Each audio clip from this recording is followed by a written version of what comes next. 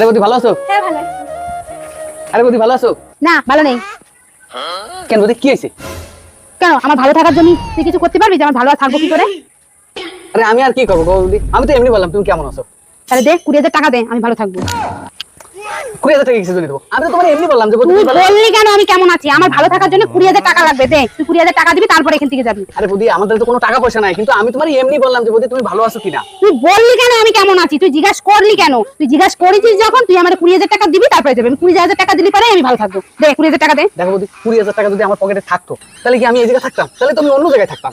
আমি অত সাথে শুনতে জানি, তুই জিজ্ঞাসা করলি কেন আমি কেমন আছি? তুই আমার 20,000 টাকা দিবি, তারপরে এখান থেকে যাবি। দে 20,000 টাকা দে। আরে বৌদি আমি তো এমনি বলছি যে তুমি বৌদি কেমন আছো। আমি বন্ধুত্বে বাড়ি আসলাম আজকে, তাই ভাবলাম তোমার সঙ্গে দেখা হয়ে গেল, তাই আমি বললাম যে বৌদি তুমি কেমন আছো। তোর কাছে টাকা আছে, তুই কাজের বাড়ি আসলি, তুই 20,000 টাকা দিবি, তারপরে এখান থেকে। তুই জিজ্ঞাসা করলি কেন যে বডি কেমন আছো? আমার ভালো থাকার জন্য 20,000 টাকা লাগবে। দে 20,000 টাকা দে। আরে বৌদি দে, তাহলে দে আগে আমি দে। কি বলি শোনো, আমার এই ব্যাগটা চেক করে দাও। আরে মালিক আমার টাকা পয়সা কিছু দেয় নাই, আমার কাছে একটা টাকা নাই। আমি অনেকদিন পরে তোমার সঙ্গে দেখা, এই জন্য আমি বললাম যে বৌদি তুমি কেমন তুই তো আছো। জিজ্ঞাসা করবি কেন যে 20,000 টাকা দিবি, তারপরে এখান থেকে তুই ভালো থাকার কথা জিজ্ঞাসা করবি কেন?